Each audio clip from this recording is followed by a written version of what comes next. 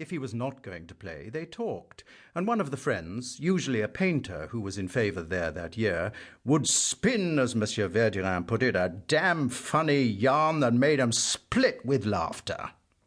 And especially Madame Verdurin, for whom so strong was her habit of taking literally the figurative accounts of her emotions, Dr. Cottard, who was then just starting in general practice, would really have to come one day and set her jaw, which she had dislocated when laughing too much.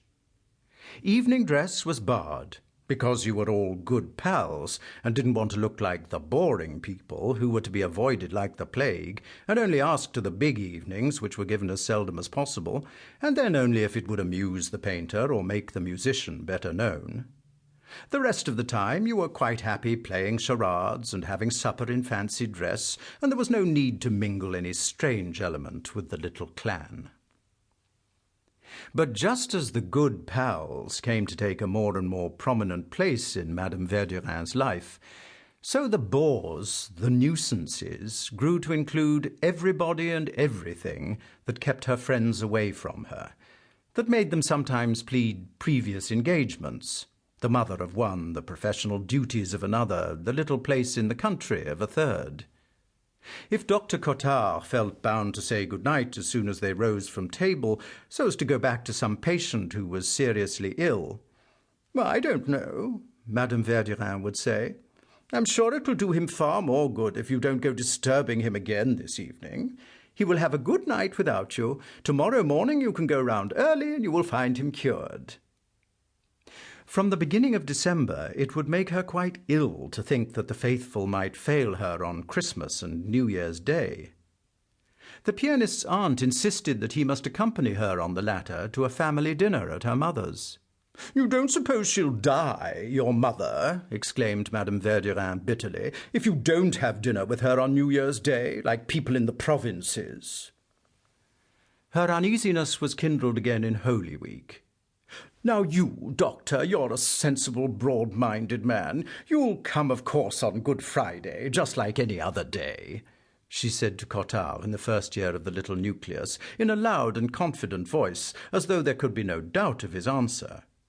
But she trembled as she waited for it, for if he did not come, she might find herself condemned to dine alone.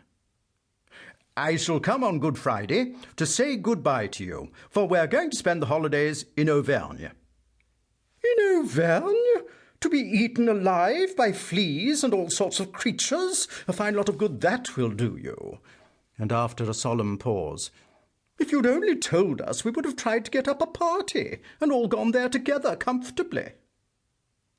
And so, too, if one of the faithful had a friend, or one of the ladies a young man, who was liable now and then to make them miss an evening, the Verdurins, who were not in the least afraid of a woman's having a lover, provided that she had him in their company, loved him in their company, and did not prefer him to their company, would say, "Very well, then, bring your friend along." And he would be put to the test, to see whether he was willing to have no secrets from Madame Verdurin, whether he was susceptible of being enrolled in the little clan. If he failed to pass, the faithful one who had introduced him would be taken to one side and would be tactfully assisted to quarrel with the friend or mistress. But if the test proved satisfactory, the newcomer would in turn be numbered among the faithful.